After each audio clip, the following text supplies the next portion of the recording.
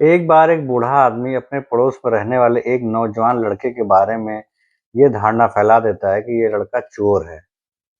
धीरे धीरे ये बात एक आदमी से दूसरे, दूसरे से तीसरे, तीसरे से चौथे, चौथे से पूरे गांव में फैल जाती है। ये बात पूरे गांव में फैल जाती है कि ये लड़का चोर है। और एक दिन अचानक से उसी गांव में चोरी हो जाती है और सारे गांव वाले पहले से ही जानते थे कि ये चोर है। और सारे गांव वालों ने उस पुलिस को बुला के उस लड़के को पुलिस के हवाले कर दिया, ये कहते हुए कि इसी लड़के ने चोरी की है। पुलिस उस लड़के को लेके जाती है, जेल में डाल देती है, लेकिन जब काफ़ी तहकीकात किया जाता है, काफ़ी तहकीकात करने के बाद जब उस लड़के के खिलाफ कोई सबूत नहीं मिलता है, तो पुलिस उसको जल्दी ही छोड़ देती है। वो लड़का जब जेल से छूट के आता है, तो उस बूढ़े व्यक्ति के खिलाफ मुकदमा कर देता है, झूठी अफवाहें फैलाने के लिए और मानहानि का दावा कर देता है वो कि इस व्यक्ति ने झूठी अफवाहें फैलाई, मुझे बदनाम किया है और इस वजह से मैं इसके ऊपर मुकदमा किया हूँ।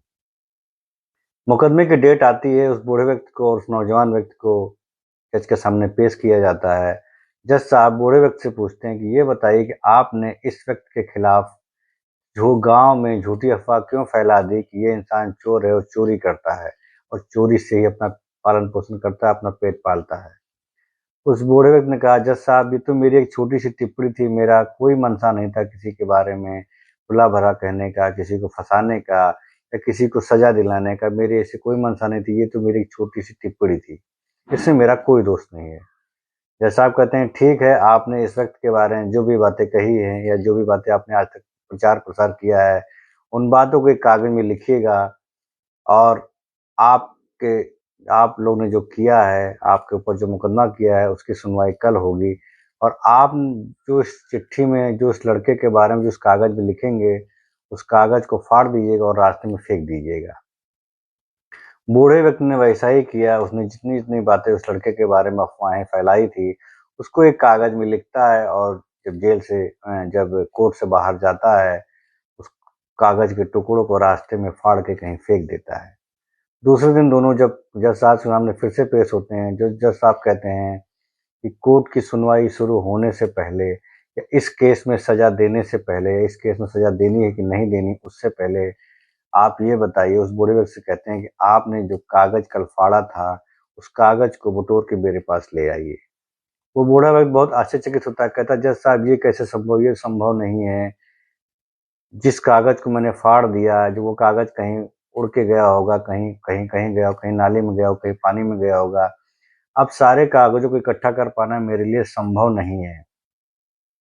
जज साहब कहते हैं कि जिस तरह आपके द्वारा फाड़े गए टुकड़ों को एक जगह इकट्ठा कर पाना संभव नहीं है, उसी तरह आपके द्वारा फैलाई गई अफवाह से इस इंसान को काफ़ी मानसिक पीड़ा मिली। इस इंसान की समाज में प्रतिष्ठा, मान मर्यादा सब कुछ खो दिया इस इंसान ने। इस इंसान को समाज में बेइज्जत होना पड़ा, इस इंसान को समाज में लज्जित होना पड़ा, इस इंसान को आपकी वजह से कोर्ट में आना पड़ा, पूरे समाज में इसकी बदनामी हो गई। तो जब आप उस कागज को बटोर के नहीं ला सकते, इकट्ठा करके नहीं ला सकते हैं, तो जो इस इंसान के साथ बीत गया है, इसकी इज्जत गई, इसका मान सम्मान गया, समाज में, गांव में इसकी थू थू हुई, क्या वो वापस आ सकती है? अगर वापस नहीं आ सकती तो इसका मतलब आप सजा के हकदार हैं, आपने गलती की है, आपको सजा मिलेगी। दोस्तों, इसी तरह हमारे जीवन में कई बार ऐसी होता है, घटनाएं घटित होती हैं, उसमें मैं भी शामिल हूँ, आप भी शामिल हैं।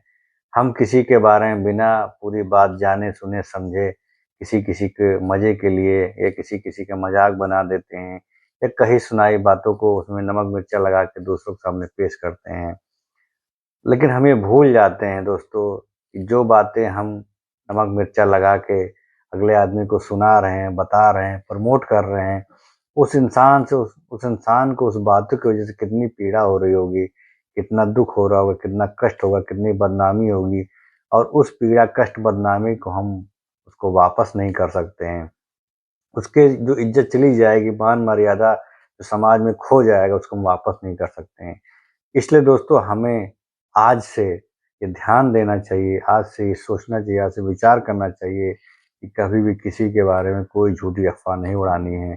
क्योंकि झूठी अफ़वाह हम उड़ा के तो किनारे हो जाते हैं दोस्तों, लेकिन उस इंसान को कितनी पीड़ा होती है, कितना कष्ट होता है, कितना दुःख होता है, वो इंसान तो कह नहीं पाएगा। अगर वो कह भी देगा तो वो हमारा क्या कर पाएगा। लेकिन याद रखिएगा दोस्तों, इंसान नहीं कुछ कह पाएगा, लेकिन ऊपर वाला परम पिता परमेश्वर देख रहा है।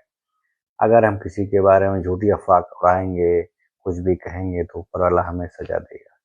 तो कोशिश करिए कि ऐसी झूठी अफवाहों को मजा लेने के लिए मजे मजे में ऐसी बातों को मत करिए। किसी के लिए भी ऐसे शब्दों का प्रयोग मत करिए जिससे उसके पद प्रतिष्ठा मान मर्यादा धूमिल हो।